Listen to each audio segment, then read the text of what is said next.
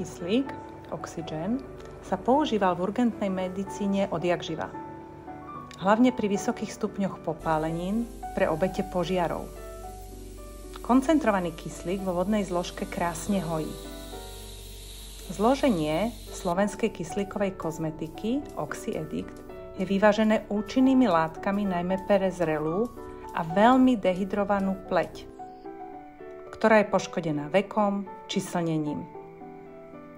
Koncentrovaný kyslík v kozmetike Oxy-Edict má však utišujúcu a hojacu funkciu pre akýkoľvek typ pleti, senzitívny, mastný či veľmi reaktívny.